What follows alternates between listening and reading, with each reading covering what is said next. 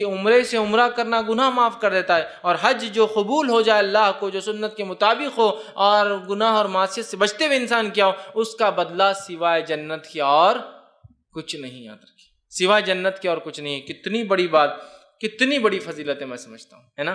اسی طرح جو ہے نبی اکرم صلی اللہ علیہ وسلم فرماتے ہیں، عمرو بن عاص رضی اللہ عنہ یہ ایمان قبول کرنے آئے نبی اکرم صلی اللہ علیہ وسلم کے پاس، اور ایمان جب قبول کرنے آئے، یہ مسلم کی روایت ہے، جب ایمان قبول کرنے آئے تو اپنا سیدھا ہاتھ دیا اور کہا اللہ کے رسول صلی اللہ علیہ وسلم اپنا سیدھا ہاتھ بڑھائیے۔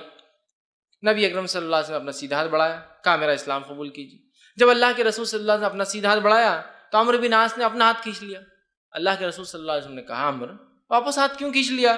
تو کہا ایک شرط ہے، کنڈیشن ہے، اگر آپ وہ کنڈیشن فلفل کریں گے، میری مانیں گے تو میں ہاتھ آگے بڑھاؤں گا، ورنہ نہیں بڑھاؤں گا۔ کہا کیا ہے بتاؤ؟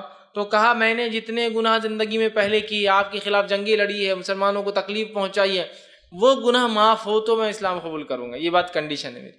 تو اللہ کے رسول صلی اللہ علیہ وسلم نے فرمایا عمرو کیا تمہیں یہ چیز نہیں معلوم، کیا تمہیں یہ چیز نہیں پتا کہ 3 عمل ایسے جن کے کرنے سے پچھلے سارے گناہ معاف ہو جاتے ہیں؟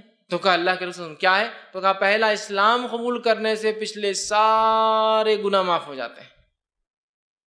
اسلام قبول کرنے سے پچھلے سارے گناہ معاف کرتے ہیں۔ کسی کو اگر پشچاتاپ ہو، واقع میں اس نے گناہ کیا ہو، معافی چاہتا ہو، اسلام قبول کر لے، سارے گناہ معاف ہو جاتے ہیں۔ دوسرا فرمایا جو اللہ کی راہ میں ہجرت کرتا ہے سارے گناہ پچھلے معاف ہو جاتے ہیں۔ اور تیسرا فرمایا جو ہے حج کرتا ہے، حج بھی گزشتہ سارے گناہوں کو معاف کر دیتا ہے۔ 3 عمل ایسے ہیں جو پچھلے سارے گناہ معاف کروا دیتے ہیں، ایک اسلام قبول کرنا، دوسرا جو ہے ہجرت کرنا اللہ کے راہ میں۔ ہجرت سمجھتے نا، ہجرت کا معنی سفر نہیں کہ ادھر سے نکلے ادھر چلے گئے، ہجرت کا معنی جس بستی میں آپ کو اسلام پر عمل نہ کرنے دیا جائے، اس کی وجہ سے آپ اپنی بستی گھر بار چھوڑ کر دوسرے شہر میں جا وہاں رہے اسلام کے لیے، وہ ہوتا ہے ہجرت۔ ہجرت کرنے سے سارے پچھلے گناہ معاف ہو جاتے ہیں۔ اور تیسرا حج کرنے سے سارے پچھلے گناہ معاف ہو جاتے ہیں۔ لیکن اس کا ہرگز ہرگز ہرگز یہ بھونڈا اور گھنونا معنی نہیں ہے کہ ہم گناہ کریں اور گناہ کرنے کے بعد حج کو چلے جائیں، جیسا لوگوں نے سمجھ لیا ہے کہ گناہ بہت ہو گیا اور اپنے لوگوں کو بہت لوٹ لیا، سنستھا میں خوب لوگوں کو ڈبا دیا، بزنس میں خوب ڈبا دیا، چلو حج کر کے آ جائیں گے۔ حج کر کے آ گئے، پھر اگلے گناہ کے لیے نئی پوٹلی تیار کرنا چالو کیوں؟ تو اور ایک حج کر لیں گے۔ پھر یہ بھونڈا معنی نہیں ہے۔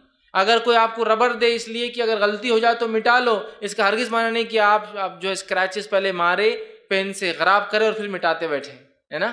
یہ تو ہو جائے تو ہے، تو لہٰذا بہت سے لوگ اس کو اس بھونڈے انداز میں لیتے ہیں کہ یار میں وہ کیا کروں گا، اب گناہ بہت ہو گئے تو اب حج کو چلا جاتا ہوں، پھر انشاءاللہ آؤں گا، پھر نئے گناہ کروں گا، پھر حج کو چلے جاؤں گا، معاف کرا لوں گا۔ اسی لیے لوگوں نے ایک مثال ہی بنا دی، 100 چوہے کھا کر چلی بلی حج کو، کیونکہ ہمارے غلط اعمال